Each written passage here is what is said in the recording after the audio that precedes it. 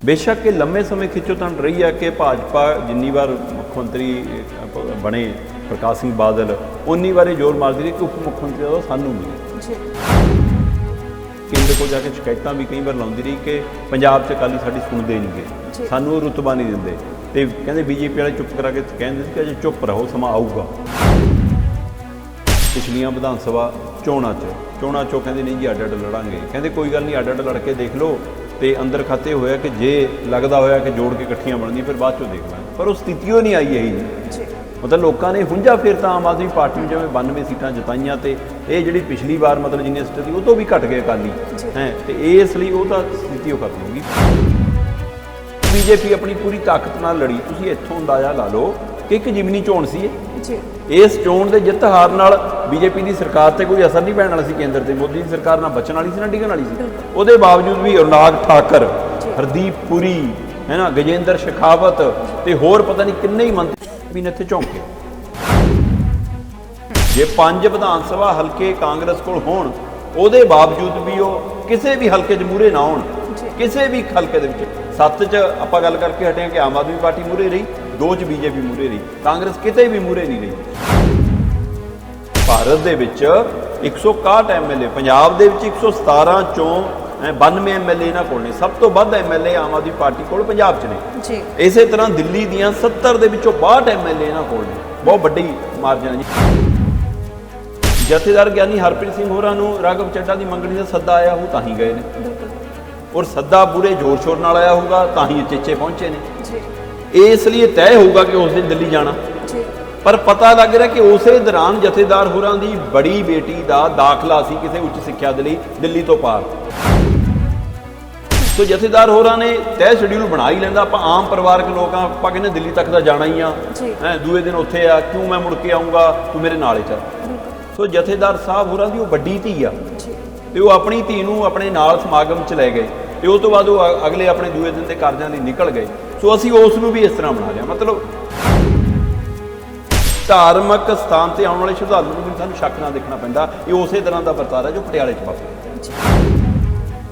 कौर लगण का मतलब ये नहीं गा कि हाँ तुसीं परपक्ष सिख हो गए, सिंह लगण का मतलब ये नहीं परपक्ष सिख हो गए, सिक्की थोड़े अंदर होनी चाहिए है, समझ थोड़े अंदर होनी चाहिए है। वो हुण परमिंदर कौर है, पता नहीं की इदां दा कोई नाम है उसका कि आधार कार्ड मिल गया जी वो है ना, तो वो दारू की बोतल तो झोले च जरदियां दे पैकेट वो लैके दुख निवारण साहब के सरोवर किनारे आउंदी आ, ते उत्थे बैठ के दारू की बोतल वो पी रही है या पीण की कोशिश करती है, तो सेवादार जदों रोकदा तो उत्थे ही फर्श से वो बोतल भंन के उसकी बांह ते हमला करदी उस बोतल में।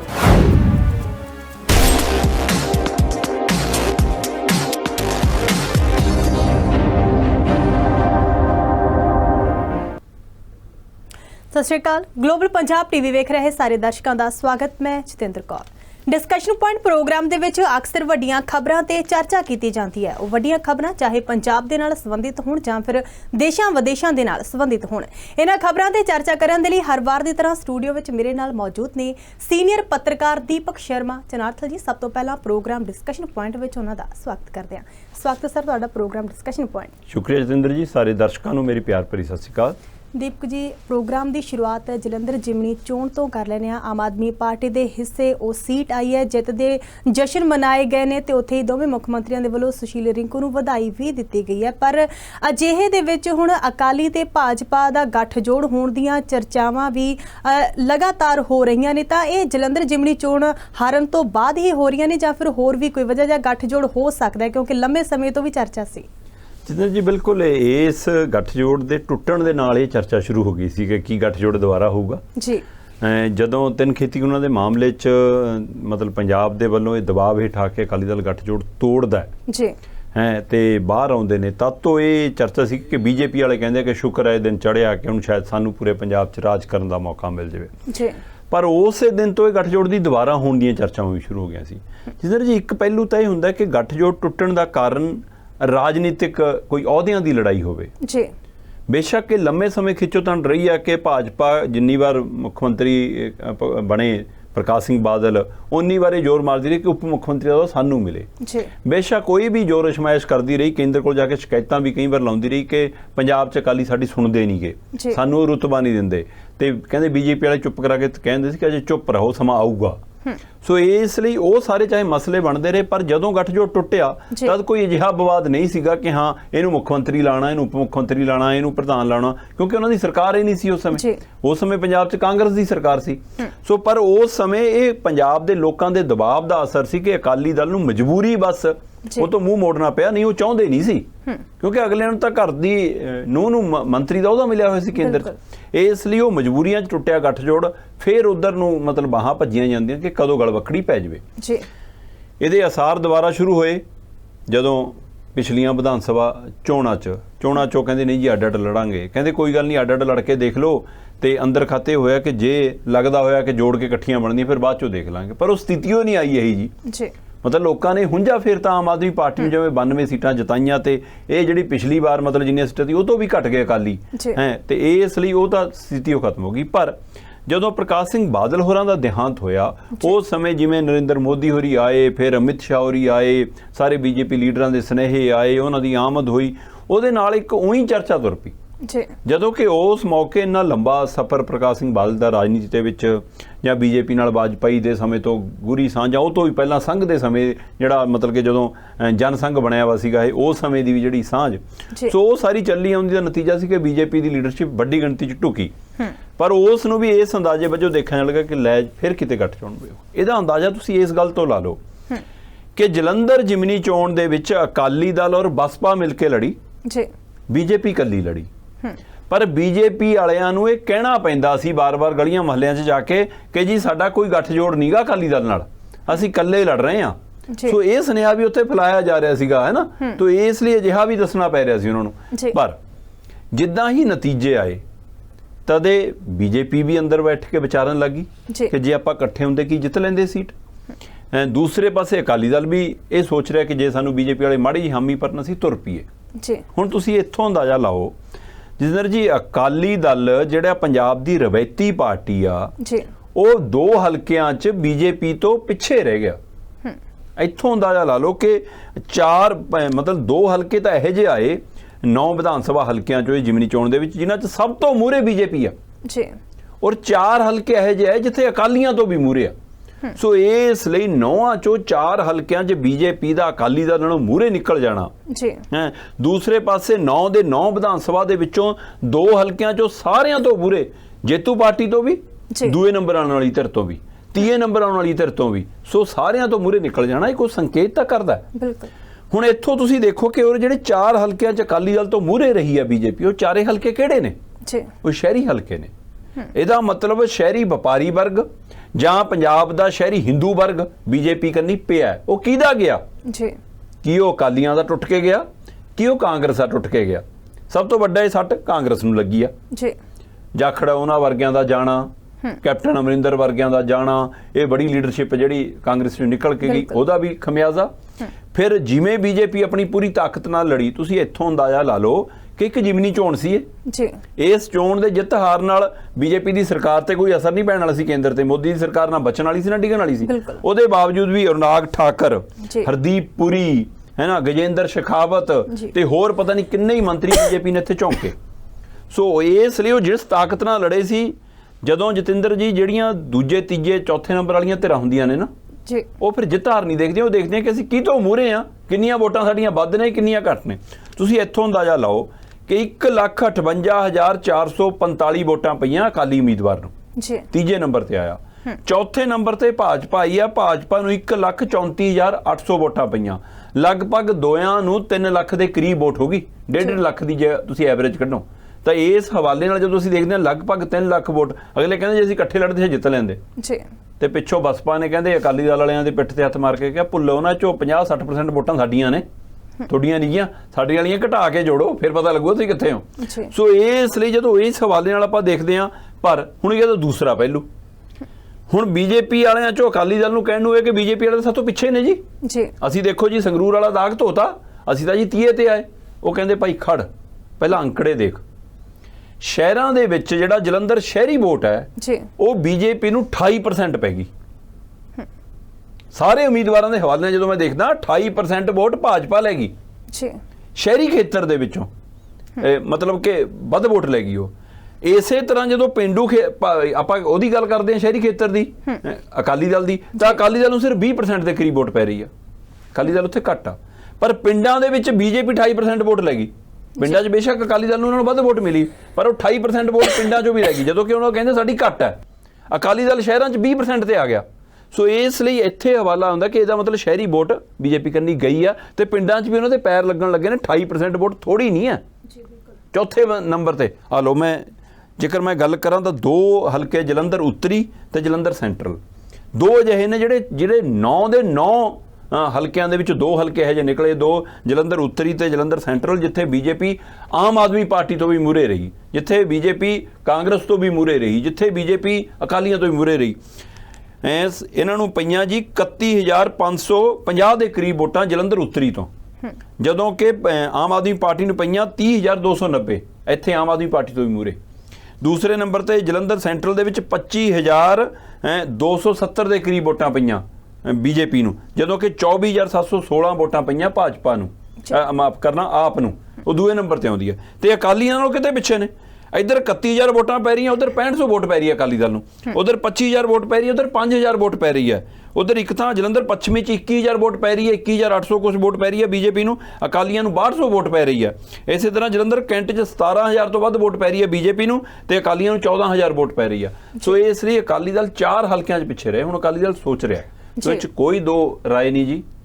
ਜਿਹੜਾ ਗੱਠਜੋੜ ਕਿਸੇ ਸਮੇਂ ਜਨਸੰਘ ਨਾਲ ਸੀ, ਜਿਹੜਾ ਗੱਠਜੋੜ ਬਸਪਾ ਨਾਲੋਂ ਤੋੜ ਕੇ ਹੀ ਇਸੇ ਤਰ੍ਹਾਂ ਬਸਪਾ ਨਾਲ ਲੋਕ ਸਭਾ ਚੋਣਾਂ ਲੜ ਕੇ ਉਸ ਤੋਂ ਬਾਅਦ ਵਿਧਾਨ ਸਭਾ ਚੋਣਾਂ 'ਚ ਆ ਕੇ ਤੋੜ ਕੇ, ਜਿਵੇਂ ਅਕਾਲੀ ਦਲ ਬੀਜੇਪੀ ਨਾਲ ਗਿਆ ਸੀ, ਵਾਜਪਾਈ ਨਾਲ ਗਿਆ ਸੀ, ਉਹੋ ਜਿਹਾ ਮਾਹੌਲ ਫੇਰ ਬਣ ਸਕਦਾ। ਪਰ ਹੁਣ ਵੋਟਾਂ ਵਾਲੀ ਟਿਕਟਾਂ ਵਾਲੀ ਵੰਡ ਉਵੇਂ ਨਹੀਂ ਹੋਊਗੀ ਜਿਹੜੀ, ਜੇ ਅਕਾਲੀ ਦਲ ਸੋਚੇ ਕਿ ਹਾਂ ਹੁਣ ਅਸੀਂ ਬੜੇ ਭਾਈ, ਹੁਣ ਬੀਜੇਪੀ ਵਾਲੇ ਕਹਿੰਦੇ ਸਾਡੇ ਕੋਲ ਸੱਤਾ ਵੀ, ਤਾਕਤ ਵੀ, ਚੋਣ ਲੜਨ ਦਾ ਤਰੀਕਾ ਵੀ, ਪੈਸਾ ਵੀ ਹੈ ਨਾ, ਤੇ ਸਾਰਾ ਕੁਝ ਸਾਡੇ ਕੋਲ। ਹੁਣ ਜੇ ਤੁਸੀਂ ਖੜਨਾ, ਸਾਡੇ ਪਿੱਛੇ ਆ ਕੇ ਖੜਨਾ ਪਊਗਾ।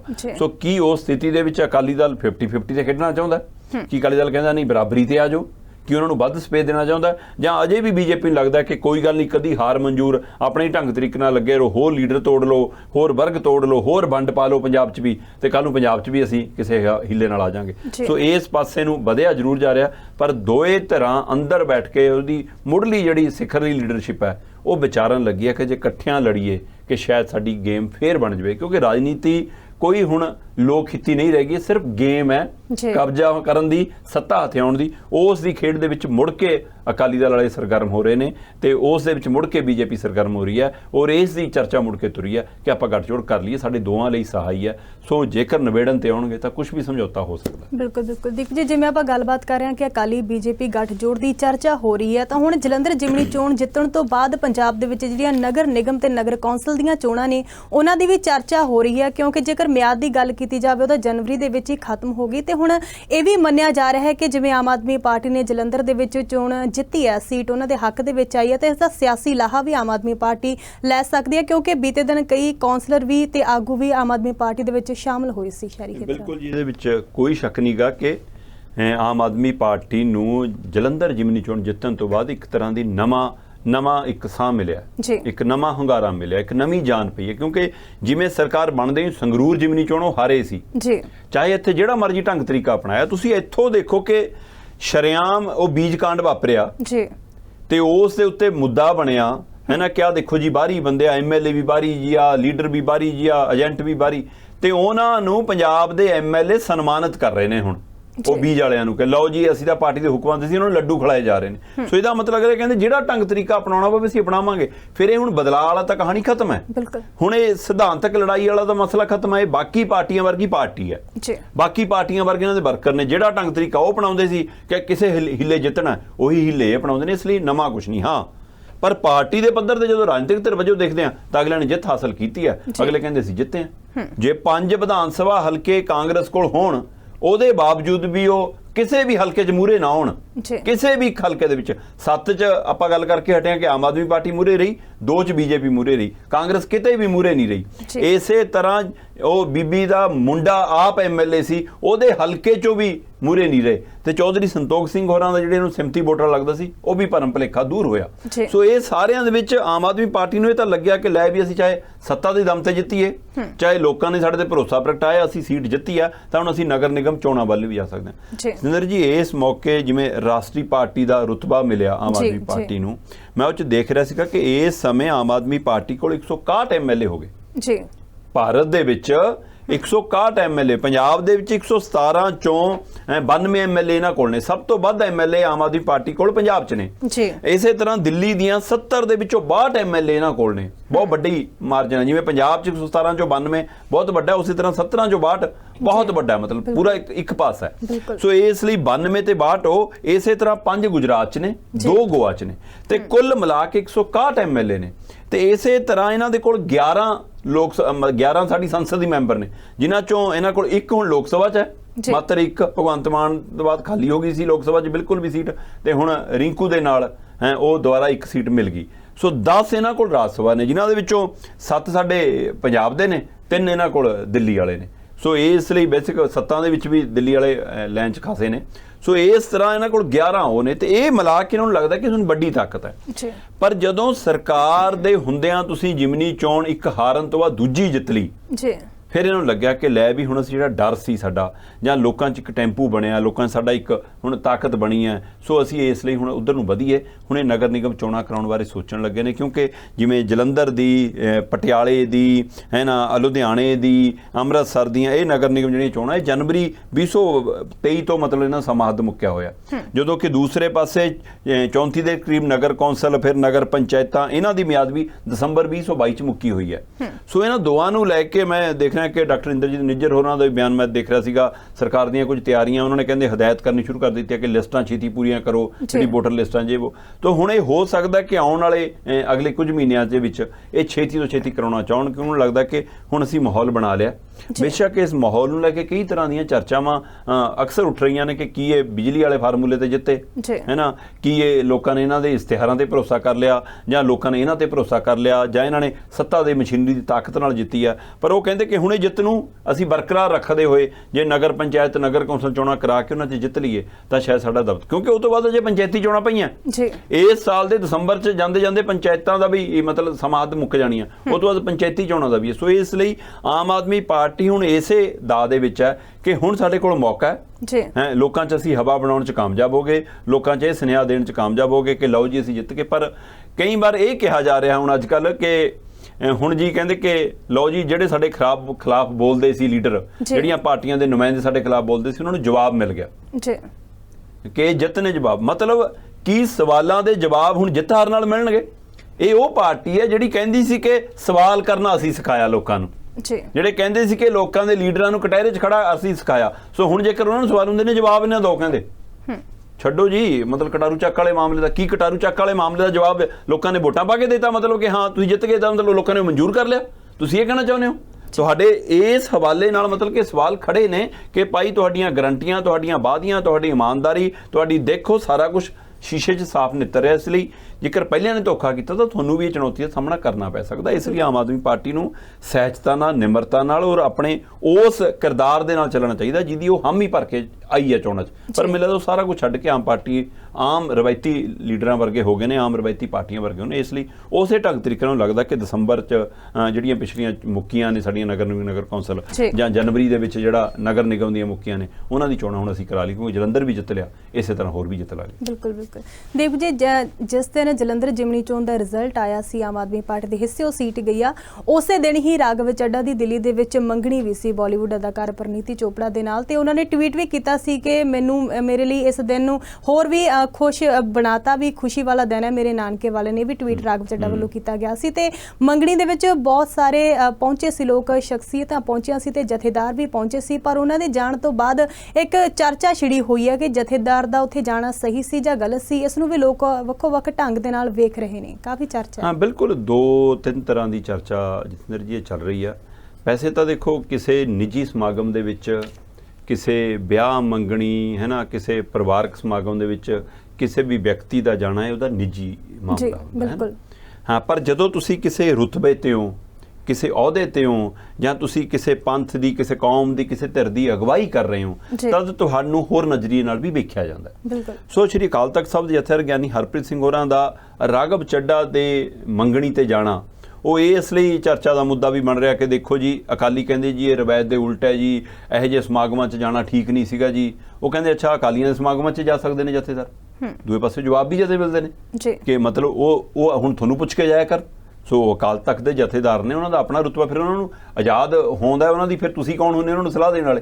ਦੂਸਰੇ ਪਾਸੇ ਇਹ ਵੀ ਸਵਾਲ ਨਾਲ ਆਇਆ, ਕਹਿੰਦੇ ਜੀ ਘੱਟੋ ਘੱਟ ਕੇ ਹੋਰ ਕਿਤੇ ਜਾਂਦੇ ਚਲੋ ਕੋਈ ਚੱਕਰ ਨਹੀਂ ਸੀ, ਇਹ ਉਹਨਾਂ ਦੇ ਘਰੇ ਗਏ ਜਿਨ੍ਹਾਂ ਨੇ ਝੂਠੇ ਪਰਚੇ ਪਾਏ ਮੁੰਡਿਆਂ ਤੇ, ਜਿਨ੍ਹਾਂ ਨੇ NSA ਲਾਏ ਕਈਆਂ ਤੇ, ਸੋ ਇਸ ਲਈ ਜੀ ਕੀ ਉੱਥੇ ਜਾਣਾ ਜਾਇਜ਼ ਸੀ?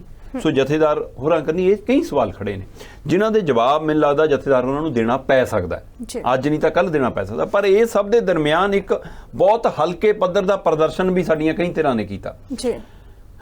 ਇੱਕ ਬੱਚੀ ਦੀਆਂ ਤਸਵੀਰਾਂ ਨੇ, ਉਹ ਜਥੇਦਾਰ ਸਾਹਿਬ ਦੇ ਨਾਲ ਅੰਦਰ ਮਤਲਬ ਉਸ ਪੈਲਸ 'ਚ ਜਾਂ ਉਸ ਹੋਟਲ 'ਚ ਜਿੱਥੇ ਵੀ ਉਹ ਪ੍ਰੋਗਰਾਮ ਸੀ ਉੱਥੇ ਦਾਖਲ ਹੋਣ ਦੀਆਂ ਤਸਵੀਰਾਂ ਨੇ, ਜਾਂ ਫਿਰ ਕੁਝ ਕਹਿ ਰਹੇ ਨੇ ਕਿ ਸਾਰੇ ਸਮਾਗਮ ਦੇ ਵਿੱਚ ਉਸ ਪ੍ਰੋਗਰਾਮ ਦੇ ਦੌਰਾਨ ਜਥੇਦਾਰ ਸਾਹਿਬ ਦੇ ਨੇੜੇ ਤੇੜੇ ਉਹ ਬੱਚੀ ਨੂੰ, ਬੀਬੀ ਨੂੰ ਦੇਖਿਆ ਗਿਆ। ਉਹਨੂੰ ਟਰੋਲ ਕੀਤਾ ਜਾ ਰਿਹਾ, ਹੁਣ ਸੋਸ਼ਲ ਮੀਡੀਆ ਤੇ ਉਹਦੀਆਂ ਫੋਟੋਆਂ ਗੋਲ ਚੱਕਰ ਮਾਰ ਕੇ ਪਾਇਆ ਜਾ ਰਿਹਾ, ਆਹ ਦੱਸਿਓ ਜੀ ਕਿਹੜੀ ਜਨਾਨੀ ਜਥੇਦਾਰ ਦੀ ਗੱਡੀ 'ਚ ਸੀ, ਆਹ ਦੱਸਿਓ ਜੀ ਕਿਹੜੀ ਜਨਾਨੀ ਨੂੰ ਨਾਲ ਲੈ ਕੇ ਗਏ ਜੀ, ਇਹ ਜਨਾਨੀ ਜਥੇਦਾਰ ਦੇ ਨੇੜੇ ਕਿਉਂ ਘੁੰਮਦੀ ਰਹੀ। ਮਤਲਬ ਅਸੀਂ ਹੱਦ ਤੱਕ ਇਸ ਤੇ ਆ ਗਏ ਹਾਂ ਕਿ ਜੇਕਰ ਕੋਈ ਵੀ ਔਰਤ ਕਿਸੇ ਸ਼ਖਸੀਅਤ ਦੇ ਨਾਲ ਜਾ ਰਹੀ ਆ ਤਾਂ ਇਹਦਾ ਮਤਲਬ ਗੈਰ ਜਨਾਨੀ ਹੋ ਸਕਦੀ ਆ। ਅਸੀਂ ਉਸ ਨੂੰ ਇਸ ਨਜ਼ਰ ਤੋਂ, ਅਸੀਂ ਇਹ ਸਮਝਣ ਦੀ ਮਹਿਸੂਸ ਨਹੀਂ ਕਰਦੇ ਕਿ ਅਸੀਂ ਵੀ ਕਦੇ ਆਪਣੇ ਪਰਿਵਾਰ ਨਾਲ ਜਾਂਦੇ ਆ ਜਾਂ ਆਪਣੇ ਪਰਿਵਾਰ ਦੇ ਕਿਸੇ ਜੀ ਨਾਲ ਜਾਂਦੇ ਆ, ਸਾਡੇ ਨਾਲ ਵੀ ਸਾਡੀ ਧਰਮ ਪਤਨੀ, ਸਾਡੀ ਮਾਂ, ਸਾਡੀ ਭੈਣ, ਸਾਡੀ ਧੀ, ਸਾਡੀ ਭਤੀਜੀ, ਸਾਡਾ ਕੋਈ ਰਿਸ਼ਤੇਦਾਰਾਂ ਦਾ ਬੱਚਾ ਕੋਈ ਹੋ ਸਕਦਾ। ਜਥੇਦਾਰ ਗਿਆਨੀ ਹਰਪ੍ਰੀਤ ਸਿੰਘ ਹੋਰਾਂ ਨੂੰ ਰਾਘਵ ਚੱਡਾ ਦੀ ਮੰਗਣੀ ਦਾ ਸੱਦਾ ਆਇਆ ਉਹ ਤਾਂ ਹੀ ਗਏ ਨੇ, ਔਰ ਸੱਦਾ ਬੁਰੇ ਜ਼ੋਰ ਸ਼ੋਰ ਨਾਲ ਆਇਆ ਹੋਊਗਾ ਤਾਂ ਹੀ ਚੇਚੇ ਪਹੁੰਚੇ ਨੇ ਜੀ। ਇਸ ਲਈ ਤੈਅ ਹੋਊਗਾ ਕਿ ਉਸ ਦਿਨ ਦਿੱਲੀ ਜਾਣਾ ਜੀ। ਪਰ ਪਤਾ ਲੱਗ ਰਿਹਾ ਕਿ ਉਸੇ ਦੌਰਾਨ ਜਥੇਦਾਰ ਹੋਰਾਂ ਦੀ ਬੜੀ ਬੇਟੀ ਦਾ ਦਾਖਲਾ ਸੀ ਕਿਸੇ ਉੱਚ ਸਿੱਖਿਆ ਦੇ ਲਈ ਦਿੱਲੀ ਤੋਂ ਪਾਰ ਜੀ, ਤੇ ਉਹਨਾਂ ਹੀ ਦਿਨਾਂ ਦੇ ਵਿੱਚ। ਸੋ ਜਥੇਦਾਰ ਹੋਰਾਂ ਨੇ ਤੈਅ ਸ਼ਡਿਊਲ ਬਣਾ ਹੀ ਲੈਂਦਾ, ਆਪਾਂ ਆਮ ਪਰਿਵਾਰਕ ਲੋਕ ਆ, ਆਪਾਂ ਕਹਿੰਦੇ ਦਿੱਲੀ ਤੱਕ ਦਾ ਜਾਣਾ ਹੀ ਆ, ਦੂਏ ਦਿਨ ਉੱਥੇ ਆ, ਕਿਉਂ ਮੈਂ ਮੁੜ ਕੇ ਆਉਂਗਾ, ਤੂੰ ਮੇਰੇ ਨਾਲ ਹੀ ਚੱਲ। ਬਿਲਕੁਲ। ਸੋ ਜਥੇਦਾਰ ਸਾਹਿਬ ਹੋਰਾਂ ਦੀ ਉਹ ਵੱਡੀ ਧੀ ਆ ਜੀ, ਤੇ ਉਹ ਆਪਣੀ ਧੀ ਨੂੰ ਆਪਣੇ ਨਾਲ ਸਮਾਗਮ 'ਚ ਲੈ ਗਏ ਤੇ ਉਹ ਤੋਂ ਬਾਅਦ ਉਹ ਅਗਲੇ ਆਪਣੇ ਦੂਏ ਦਿਨ ਦੇ ਕਾਰਜਾਂ ਲਈ ਨਿਕਲ ਗਏ। ਸੋ ਅਸੀਂ ਉਸ ਨੂੰ ਵੀ ਇਸ ਤਰ੍ਹਾਂ ਬਣਾ ਲਿਆ। ਮਤਲਬ ਇੱਕ ਪਾਸੇ ਜਿਹੜਾ ਸਵਾਲ ਹੋਣਾ ਬਣਦਾ ਉਹ ਬਣਦਾ ਕਿ ਕੀ ਉੱਥੇ ਜਾਣਾ ਜਾਇਜ਼ ਸੀ ਜਾਂ ਨਹੀਂ ਜੀ, ਜੇ ਗਏ ਤਾਂ ਕਿਉਂ ਗਏ, ਕਿ ਨਿੱਜੀ ਸੱਦਾ ਸੀ ਜਾਂ ਉਹਨਾਂ ਨੂੰ ਇਹ ਲੱਗਦਾ ਕਿ ਉਹੀ ਸਰਕਾਰ ਹੈ, ਸਰਕਾਰ ਨਾਲ ਵਿਗਾੜਨੀ ਨਹੀਂ ਚਾਹੀਦੀ, ਕਿਉਂਕਿ ਰਾਘਵ ਚੱਡਾ ਨੂੰ ਮੁੱਖ ਮੰਤਰੀ ਵੀ ਮੰਨਿਆ ਜਾਂਦਾ ਪੰਜਾਬ ਦਾ ਨਾ, ਪੜਦੇ ਉਹਲਿਓ। ਸੋ ਕੀ ਇਸ ਡਰ ਤੋਂ, ਇਸ ਸਾਂਝ ਤੋਂ, ਇਸ ਨੇੜਤਾ ਨੂੰ ਕਾਇਮ ਰੱਖਣ ਲਈ ਜਥੇਦਾਰ ਗਏ ਜਾਂ ਜਥੇਦਾਰ ਹੋਰਾਂ ਨੇ ਉਸ ਸੱਦੇ ਦਾ ਮਤਲਬ ਸਵਾਗਤ ਕੀਤਾ ਕਿ ਠੀਕ ਹੈ ਜਦੋਂ ਮੈਨੂੰ ਸੱਦਾ ਹੀ ਆ ਗਿਆ ਫਿਰ ਮੈਨੂੰ ਜਾਣਾ ਚਾਹੀਦਾ। ਤੇ ਪਰ ਉਹਦੇ ਨਾਲ ਜਿਹੜਾ ਦੂਆ ਪਹਿਲੂ ਸਾਡੇ ਹੀ ਪੰਜਾਬੀਆਂ ਨੇ ਉਭਾਰਿਆ, ਸਾਡੇ ਹੀ ਘਰਾਂ ਦੇ ਮੁੰਡਿਆਂ ਨੇ ਸੋਸ਼ਲ ਮੀਡੀਆ ਤੇ ਇਹੀਆਂ ਪੋਸਟਾਂ ਪਾ ਕੇ ਸਵਾਲ ਖੜੇ ਕੀਤੇ। ਸੋ ਇਸ ਲਈ ਅਜਿਹੀਆਂ ਤਸਵੀਰਾਂ ਪਾਉਣ ਤੋਂ ਪਹਿਲਾਂ ਵਿਚਾਰ ਲੈਣਾ ਚਾਹੀਦਾ ਹੈ ਜਾਂ ਪਤਾ ਕਰ ਲੈਣਾ ਚਾਹੀਦਾ ਹੈ। ਸੋ ਇਸ ਪੱਧਰ ਤੱਕ ਨਹੀਂ ਆਉਣ ਦੀ ਲੋੜ। ਸੋ ਇਹ ਦੋਏ ਪੱਖ ਨਾਲੋਂ ਨਾਲ ਚੱਲ ਰਹੇ ਨੇ। ਵਿਵਾਦ ਸਹੀ ਸੀ ਜਾਂ ਨਹੀਂ, ਵਿਵਾਦ ਹੋਣਾ ਵੀ ਚਾਹੀਦਾ ਜਾਂ ਬੇਲੋੜਾ, ਇਹਦੇ ਉੱਤੇ ਆਉਂਦੇ ਸਮੇਂ ਤੱਕ ਚਰਚਾ ਚੱਲਦੀ ਰਹਿਣੀ ਹੈ। ਬਿਲਕੁਲ ਬਿਲਕੁਲ। ਤਾਂ ਦੀਪ ਜੀ, ਪਟਿਆਲਾ ਦੇ ਦੁੱਖ ਨਿਵਾਰਨ ਸਾਹਿਬ ਦੀ ਇਹ ਘਟਨਾ ਹੈ ਜਿੱਥੇ ਇੱਕ ਔਰਤ ਦੀ ਗੋਲੀਆਂ ਮਾਰ ਕੇ ਹੱਤਿਆ ਕਰ ਦਿੱਤੀ। ਜਾਣਕਾਰੀ ਮਿਲ ਰਹੀ ਹੈ ਕਿ ਉਹ ਪਰਿਕਰਮਾ ਦੇ ਵਿੱਚ ਬੈਠ ਕੇ ਕਹਿੰਦੇ ਕਿ ਸ਼ਰਾਬ ਪੀ ਰਹੀ ਸੀ ਤਾਂ ਕਿਸੇ ਵੱਲੋਂ ਵੇਖਿਆ ਨਹੀਂ ਗਿਆ ਤਾਂ ਉਸ ਨੂੰ ਗੋਲੀਆਂ ਮਾਰ ਦਿੱਤੀਆਂ। ਤਾਂ ਸਵਾਲ ਇਹ ਹੈ ਕਿ ਉਹ ਸ਼ਰਾਬ ਦੀ ਬੋਤਲ ਲੈ ਕੇ ਮਤਲਬ ਪਹੁੰਚੀ ਕਿਵੇਂ ਆ ਪਰਿਕਰਮਾ ਦੇ ਵਿੱਚ, ਸਰੋਵਰ ਦੇ ਨਜ਼ਦੀਕ ਕਿਵੇਂ ਪਹੁੰਚੀ ਆ? ਤਾਂ ਇਹ ਕਾਫੀ ਬਿਲਕੁਲ ਕਾਫੀ ਮੱਦਭਾਗਾ ਹੈ। ਮਤਲਬ ਹੁਣ ਮੈਂ ਦੇਖ ਰਿਹਾ ਦਰਬਾਰ ਸਾਹਿਬ, ਸੱਚਖੰਡ ਸ੍ਰੀ ਦਰਬਾਰ ਸਾਹਿਬ ਅੰਮ੍ਰਿਤਸਰ ਵਿਖੇ ਜੀ ਸੇਵਾਦਾਰਾਂ ਦੀਆਂ ਬਕਾਇਦਾ ਨਿਯੁਕਤੀਆਂ ਕੀਤੀਆਂ ਗਈਆਂ ਜੀ, ਗੇਟਾਂ ਦੇ ਉੱਤੇ, ਡਿਊਟੀ ਦੇ ਉੱਤੇ, ਮੁੱਖ ਦਰਸ਼ਨੀ ਡਿਊਟੀ ਤੇ, ਬਾਕੀ ਸਾਰੇ ਪਾਸੇ ਜਿੱਧਰੋਂ ਅਸੀਂ ਲੰਗਰ ਵਾਲੇ ਪਾਸਿਓਂ, ਅਸੀਂ ਗੁਰੂ ਰਾਮਦਾਸ ਲੰਗਰ ਵਾਲੇ ਪਾਸਿਓਂ ਵੀ, ਉਧਰੋਂ ਸਰਾਂ ਵਾਲੇ ਪਾਸਿਓਂ ਵੀ ਦਾਖਲ ਹੁੰਦੇ ਹਾਂ, ਉਹ ਸਾਰੇ ਪਾਸਿਓਂ ਉਹਨਾਂ ਥਾਵਾਂ ਦੇ ਉੱਤੇ ਬਕਾਇਦਾ ਸੇਵਾਦਾਰਾਂ ਦੇ ਨਾਲ ਬੀਬੀਆਂ ਸੇਵਾਦਾਰਾਂ ਦੀ ਵੀ ਨਿਯੁਕਤੀ ਕਰ ਦਿੱਤੀਆਂ ਗਈਆਂ। ਹੁਣ ਉੱਥੇ ਆਉਣ ਵਾਲੇ ਸ਼ਰਧਾਲੂਆਂ ਦੀ ਨਜ਼ਰਸਾਨੀ ਵੀ ਕੀਤੀ ਜਾਂਦੀ ਆ, ਉਹਨਾਂ ਦੇ ਕੱਪੜੇ, ਝੋਲੇ, ਬੈਗ ਉਹ ਦੇਖਣੇ ਪੈਂਦੇ ਨੇ। ਮਤਲਬ ਅਸੀਂ ਇਸ ਸਥਿਤੀ ਤੱਕ ਸਾਨੂੰ ਆਉਣ ਲਈ ਮਜਬੂਰ ਹੋਣਾ ਪਿਆ। ਕਿਹਨਾਂ ਨੇ ਮਜਬੂਰ ਕੀਤਾ ਆਪਾਂ ਸਾਰੇ ਜਾਣਦੇ ਹਾਂ। ਜੋ ਘਟਨਾਕ੍ਰਮ ਲਗਾਤਾਰ ਇਹ ਜਿਹੇ ਵਾਪਰੇ ਨੇ ਕਿ ਅਸੀਂ ਧਾਰਮਿਕ ਸਥਾਨ ਤੇ ਆਉਣ ਵਾਲੇ ਸ਼ਰਧਾਲੂ ਨੂੰ ਵੀ ਸਾਨੂੰ ਸ਼ੱਕ ਨਾਲ ਦੇਖਣਾ ਪੈਂਦਾ। ਇਹ ਉਸੇ ਤਰ੍ਹਾਂ ਦਾ ਵਰਤਾਰਾ ਹੈ ਜੋ ਪਟਿਆਲੇ 'ਚ ਵਾਪਰਿਆ। ਮਤਲਬ ਕੌਰ ਲੱਗਣ ਦਾ ਮਤਲਬ ਇਹ ਨਹੀਂਗਾ ਕਿ ਹਾਂ ਤੁਸੀਂ ਪਰਪੱਕ ਸਿੱਖ ਹੋਗੇ। ਸਿੰਘ ਲੱਗਣ ਦਾ ਮਤਲਬ ਇਹ ਤੁਸੀਂ ਪਰਪੱਕ ਸਿੱਖ ਹੋਗੇ। ਸਿੱਖੀ ਤੁਹਾਡੇ ਅੰਦਰ ਹੋਣੀ ਚਾਹੀਦੀ ਹੈ, ਸਮਝ ਤੁਹਾਡੇ ਅੰਦਰ ਹੋਣੀ ਚਾਹੀਦੀ ਹੈ। ਉਹ ਹੁਣ ਪਰਮਿੰਦਰ ਕੌਰ ਹੈ, ਪਤਾ ਨਹੀਂ ਕੀ ਇਦਾਂ ਦਾ ਕੋਈ ਨਾਂ ਹੈ ਉਹਦਾ, ਕਿ ਆਧਾਰ ਕਾਰਡ ਮਿਲ ਗਿਆ ਜੀ ਉਹ, ਹੈ ਨਾ, ਤੇ ਉਹ ਦਾਰੂ ਦੀ ਬੋਤਲ ਤੇ ਝੋਲੇ 'ਚ ਜਰਦਿਆਂ ਦੇ ਪੈਕਟ ਉਹ ਲੈ ਕੇ ਦੁੱਖ ਨਿਵਾਰਨ ਸਾਹਿਬ ਦੇ ਸਰੋਵਰ ਕਿਨਾਰੇ ਆਉਂਦੀ ਆ ਤੇ ਉੱਥੇ ਬੈਠ ਕੇ दारू ਦੀ ਬੋਤਲ ਉਹਦੇ ਵਿੱਚੋਂ ਪੀ ਰਹੀ ਆ ਜਾਂ ਪੀਣ ਦੀ ਕੋਸ਼ਿਸ਼ ਕਰਦੀ ਆ ਤੇ ਸੇਵਾਦਾਰ ਜਦੋਂ ਰੋਕਦਾ ਤਾਂ ਉੱਥੇ ਹੀ ਫਰਸ਼ ਤੇ ਉਹ ਬੋਤਲ ਭੰਨ ਕੇ ਉਹਦੀ ਬਾਂਹ ਤੇ ਹਮਲਾ ਕਰਦੀ ਆ ਉਸ ਬੋਤਲ ਨਾਲ ਜੀ। ਤੇ ਉਸ ਨੂੰ ਕੁਝ ਸੇਵਾਦਾਰ ਫਿਰ ਇਕੱਠੇ ਹੋ ਕੇ ਜਾਂ ਕੁਝ ਸ਼ਰਧਾਲੂਆਂ ਨਾਲ ਉਹਨੂੰ ਜਦੋਂ ਦਫ਼ਤਰ ਕਰਨੀ ਨੂੰ ਲਿਜਾਇਆ ਜਾਂਦਾ ਤਾਂ ਉੱਥੇ ਵੀ ਉਹਨਾਂ ਤੇ ਹਮਲਾ, ਗਾਲੀ ਗਲੋਚ, ਬਦਸਲੂਕੀ ਕਰਨ ਦੀ ਕੋਸ਼ਿਸ਼ ਕਰਦੀ ਹੈ ਤੇ ਉਹਦੇ ਵਿੱਚੋਂ ਇੱਕ ਸ਼ਰਧਾਲੂ ਰੋਸਾ 'ਚ ਜਿਹੜਾ ਮੈਂ ਉਹਦੇ ਕੋਲ ਆਪਣਾ ਉਹ ਕਿਹੜਾ ਹੁੰਦਾ ਜਿਹੜਾ ਲਾਇਸੈਂਸੀ ਰਿਵਾਲਵਰ ਉਹ ਸੀਗਾ।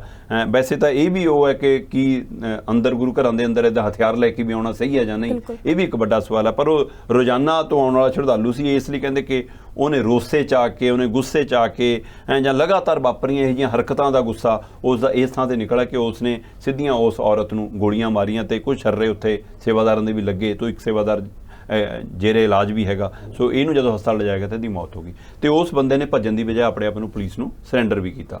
ਸੋ ਪਰ ਸਵਾਲ ਇਹ ਸਾਰਾ ਕੁਝ ਘਟਨਾ ਦਾ ਨਹੀਂ ਹੈ, ਸਵਾਲ ਹੈ ਕਿ ਅਜਿਹੀਆਂ ਘਟਨਾਵਾਂ ਵਾਪਰ ਕਿਉਂ ਰਹੀਆਂ ਨੇ। ਇਹ ਲਗਾਤਾਰ ਮਤਲਬ ਕਿ ਇਹ ਤਾਂ ਇੱਕ ਆਮ ਬੰਦੇ ਨੂੰ ਵੀ ਸਮਝ ਹੈ ਕਿ ਕਿਸੇ ਵੀ ਧਾਰਮਿਕ ਸਥਾਨ ਦੇ ਮੂਹਰੇ ਵੀ ਅਸੀਂ ਜਦੋਂ ਖੜੇ ਹੁੰਦੇ ਆ ਤਾਂ ਕਈ ਵਾਰ ਅਸੀਂ ਜੁੱਤੀ ਤਾਰ ਕੇ ਮੱਥਾ ਟੇਕਦੇ ਹਾਂ ਕਿ ਨਹੀਂ ਭਾਈ ਧਾਰਮਿਕ ਸਥਾਨ ਦੇ ਮੂਹਰੇ ਲੰਘਣ ਲੱਗੇ ਵੀ ਸਿਰ ਢੱਕ ਕੇ ਮੱਥਾ ਟੇਕ ਕੇ ਲੰਘ ਕੇ ਜਾਂਦੇ ਆ, ਸਾਡਾ ਸਿਰ ਆਪਣੇ ਆਪੇ ਝੁਕ ਜਾਂਦਾ ਚਾਹੇ ਕਿਸੇ ਧਰਮ ਦਾ ਸਥਾਨ ਹੋਵੇ।